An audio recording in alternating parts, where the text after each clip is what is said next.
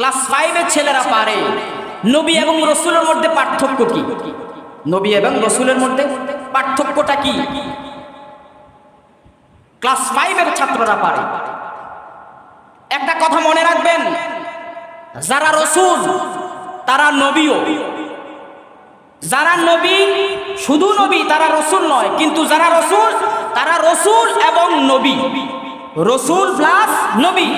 একজন রসুল তিনি নবীও এবং রসুলও, আর একজন নবী তিনি রসুল নাও হতে পারেন যদি তার উপরে কেতাব নাজিল না হয়, আসমানি গ্রন্থ নাজিল যদি না হয়, তাহলে তিনি রসুল নয়, তিনি হলেন নবী। আর যাদের উপর আসমানি গ্রন্থ নাজিল হয়েছেন তারা নবী প্লাস রসুল। এখন মুহাম্মদ সাল্লাল্লাহু আলাইহি ওয়াসাল্লামের উপরে আল্লাহ পাক ওহী নাজিল করলেন, অর্থাৎ আসমানি গ্রন্থ আল কোরআন নাজিল করলেন। তিনি নবী থেকে কি হয়ে গেলেন? রসুল হয়ে গেলেন। তার মানে তিনি নবী এবং রসুল, নবী এবং রসুল।